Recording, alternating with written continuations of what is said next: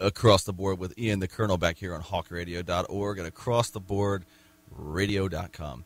Again, bring you the biggest bands in the world and the bands that will be the biggest. Colonel, why don't you introduce this next band because they fall in that latter category on their way up the ladder quickly. Well, as you know, one of my favorite beverages in the world is a viscous black liquid known as Jägermeister. Okay. It's delicious, especially during the summer. And it's dangerous. A lot of times they sponsor some really, really good bands. And one of the bands that they sponsor is a band that I just recently got turned on to. They're called XFactor1, and we have QBall on the line, the lead singer from XFactor1 on the line. What's going on, bud? What's going on, Colonel? How you guys doing? We're doing really good, and I'm kind of really wanting some Jägermeister now. Yeah, oh, right. Man, I tell you, it's black, delicious goldness, and it's so good. It's like a time machine. You wonder what happened, but when all the things start coming back to you. Now, speaking of that, off air we were talking and it brought up an interesting story. I don't know if this is due to Jaeger or not, but I would assume. Why don't you tell everybody what discovery you made this morning when you woke up? Well, I found my underwear in the freezer, which means it was a good night. What can I say? Were you alone? At least I didn't have to gnaw my arm off with any women or anything. Well, if you're high on bath salts, you might be gnawing your arm off or somebody's face these days. Who knows? I was going to say, were you alone when you woke up this morning? Well, yeah, I was. I kicked her out, though. Okay. Usually what happens, as soon as I finish, I roll over and say, get out. How does your underwear... Anyway, let's just... Yeah, I don't think I want to know. We'll leave that one as one of life's great mysteries. Another thing... Probably her way of telling me to screw off or something. Yeah, right? Another great thing about XFactor1 is, or interesting thing is, like most of the great up-and-coming bands these days, they are from where else? Ohio, the state of Ohio. In fact, Columbus. Thank you. I appreciate that. There is a really good scene in Ohio, and we got a lot of respect for the bands that are out there making noise right now. Absolutely, man. Just so many good bands coming up. It's amazing, and a lot of friends of the show as well. What is it? I think we asked Mark Hunter from Chimera, what's in the water there in Ohio? What's your answer to that, QBall? I really believe that the bands that are leading the charge are setting the level of professionalism, and they're guiding a lot of the bands that are up and coming, and helping them do the things that they need to do, and introducing them to the people they need to be meeting, to be seen and heard, and I think that really helps set a level, a bar, where a lot of other bands can look at that and they can use it as a template for their own success.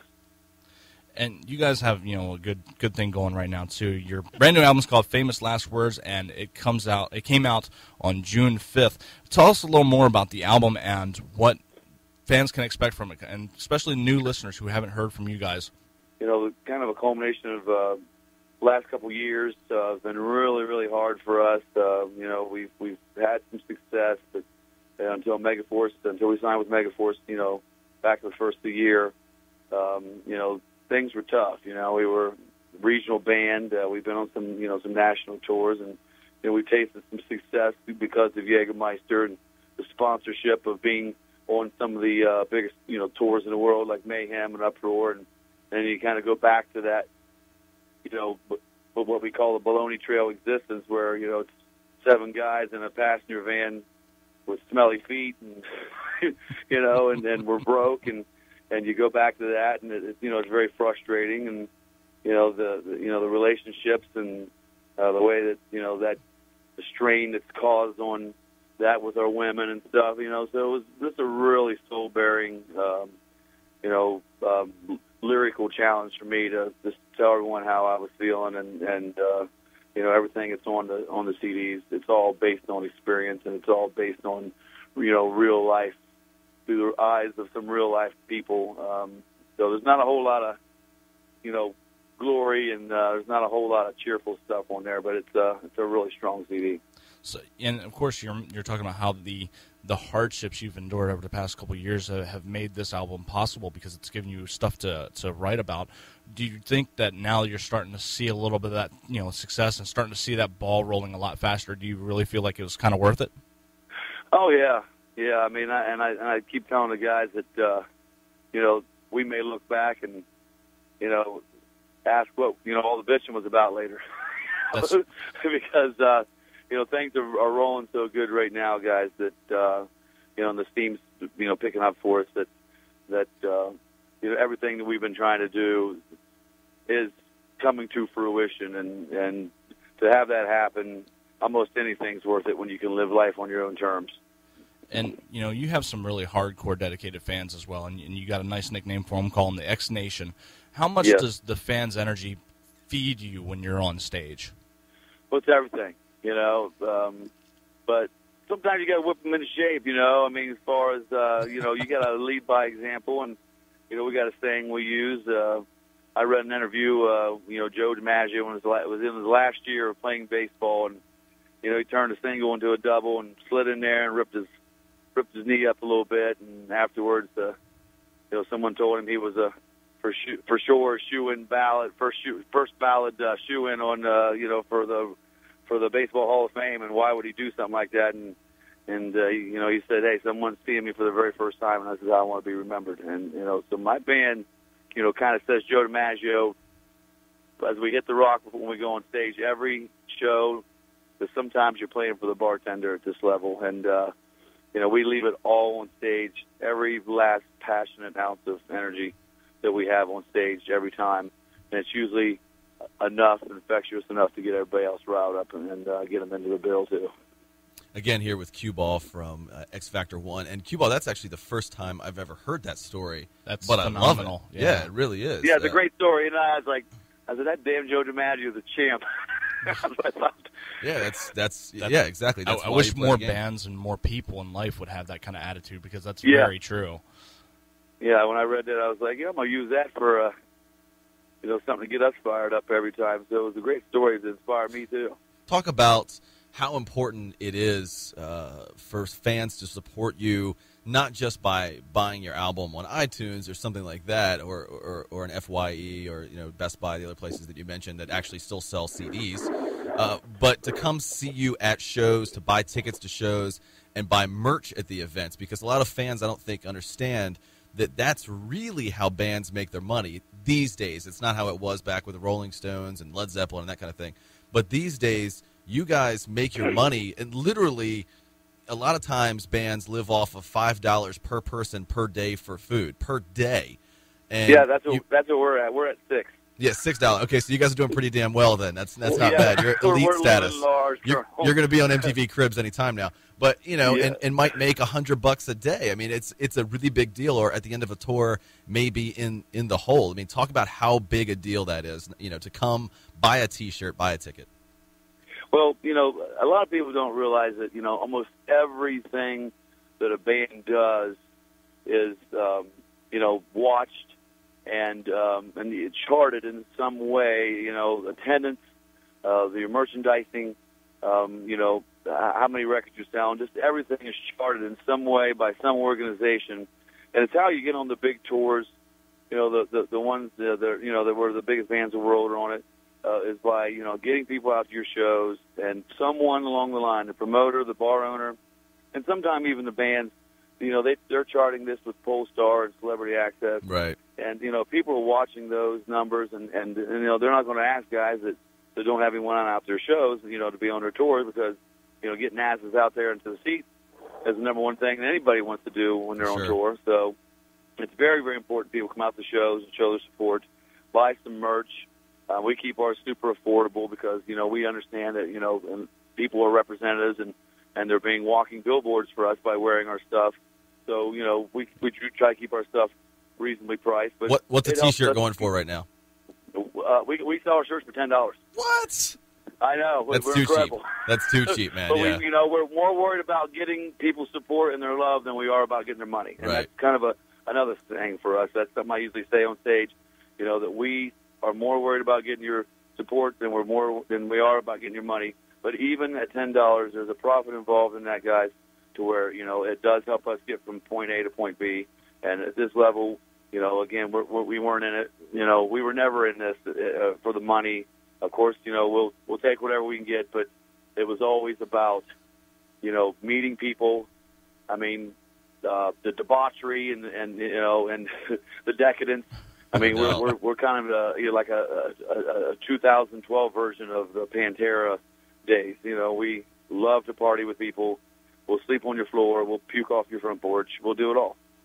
Oh, well, nice. Sounds you guys like come through our area. yeah. You can do both of those here. You know, Why Yeah, not? We get a vomit guarantee. Some people say, "Hey, thanks for coming. Don't come back." Yeah, they can sleep on the front porch of the radio station. I can throw up out there on the lawn. I have no problem with that. They can fight with birds. But it's a big deal though when you say things like that you don't do it for the money. But I think it's really important again for fans to understand that, or you know, for XFactor1 or for any band out there that you are a fan of. Whether they do it for the money or not, most don't. Most great bands don't. They still need money to continue to tour. There is a very, very real possibility of a lot of great underground bands disappearing because they simply can't afford to tour anymore. It's not like you're getting $1 million a year to go tour from, you know, Epic Records or something like that. You know, you're living out of your own pocket.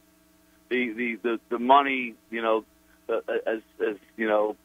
As probably bad as this is to say, you know, the money's not important to us. The money's important to the people who make the decisions about us. And well said. So unfortunately, you know, if you want to get out there on tour and you want to be seen by people at large festivals, and you know, you want to tour with the big boys out there, you got to put up some good numbers because the people who book them and the people who handle them, you know, the bottom line is you know, this is a music business. And, you know, as much as all that stuff's not important to us, it's important to the other people out there that make the decisions about bands like ours. And that's true. It is very much a business. And, you know, the business you guys have on the album, I mean, you guys put some really good songs on there. I really like Bring It On. And you do a very good cover. And, you know, we love covers around here because covers tend to give you how some other band perceives a song and what their way of interpreting it is. And you guys did a really good cover of Billy Squier's The Stroke. Talk about the decision. That wasn't an easy one, Colonel, to get by the guys, but I took it when I brought it to them. Right. But it's a song that people know. It's a song that everyone goes, yeah, that song could have really used a little updating. And I think you guys did it very effectively. Thank you. I appreciate it. I thought it came out awesome. I thought the production was great.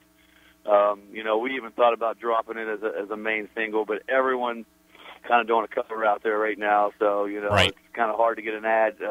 You know, so we're gonna maybe drop that one down the line, and hopefully, I expect big things for that song. Yeah, I mean that could work for you guys for sure, even if that's the one that has to launch you. I mean, it worked for Alien Ant Farm and bands like that. Right. I still think Bring It On is going to be the song that pushes you guys over the edge. That's such a great song. I hope you're right, bro, because we're expecting big things out of that, and you know we'd like to try to drop 3 or 4 singles off this CD. It would be incredible. That would be. The QBall. And I know the babies. I know the girly girls love The Stroke. You know, every time we play it live, it's booty shaking and butt quaking. It's awesome. Butt quaking. I haven't heard that one yet. Who doesn't love The Stroke? QBall, if you knew you only had maybe 5, 10, 15 minutes left in your life, what is the last song that you would want to hear or perform? Yours or anybody else's, but the last musical notes in your head. Or did you I would probably have to go with Comfortably Numb by Pink Floyd. That's a good call. Good. That's a great call. That's good. You know, we've heard so many different answers out of people wanting to hear songs that prolong it, or songs that help, almost make fun of the fact that they're about to go. Mm-hmm. But ideally, I think if there's one song I'd want to hear to calm myself, to give myself prepared for what's to come, that would be the ideal song, Comfortably Numb. Comfortably Numb while I'm watching porn. Okay. I kissed Sasha Grey goodbye one last time. Sasha Grey. All right. That's your choice. That's not... Okay. And she's a legitimate actress, by the way. She was in a Steven Soderbergh film. She's legitimate in my world. So is that success for you then? If you can, hang out, hang out. There you go, or have a groupie such as Sasha Grey. Oh, she's such a great dirty girl. I love that girl. Yeah, she's one of the best out there. Her and Jenna Hayes. Oh man, incredible. I have no idea who you're talking about. What? Yeah. What is, I'm not familiar. You know what you can do these days, though, guys? You can just Google it. What's Google? What's the internet? That sounds Google dirty. And you look at one picture of her and say she said a mouthful. Oh. So he's happy if he can Google Sasha Grey. Gotcha. All right. Yes, Googler. QBall, where can everybody keep up with you guys? You know, where you're on tour and all of the latest info about the band. Your Facebook? You know, we're at all the other social mediums everybody else is at. We're XFactor1 official on Facebook and Reverb Nation. We're also on Squier. You can follow us on Twitter. That's right. Absolutely. Again, pick up the album. It's called Famous Last Words. It's phenomenal. Bring It On is a good song. Really like it. Thank you. Like he always we says. got ESPN and the NFL Network talking about some things for that song right now. So if that hits, Makes sense. yeah, I'm going to That'll be very help. excited. And again, like he always says to people, don't just go buy the single on iTunes. Buy the whole album. See the band live. Experience the music. Buy 2 T-shirts since they're only $10. Buy one for you and for somebody else. That's right. You're They make right. good gifts at Yeah, $10. that would be awesome. And you know, we're also going on Touch Tunes electronic jukebox that's starting tomorrow too, guys. And that's if you're in cool. the bar and you know you want something to listen to and something to pound some Jägermeister with, we're good for that. Good, man. That sounds. We'll check that out as well. I'm sure that helps the definitely do band. that. Yeah, definitely. So, QBall, go get your underwear thawed out. I'm E. He's the Colonel. We'll be back here in a few on Across the Board on hawkradio.org. And acrosstheboardradio.com.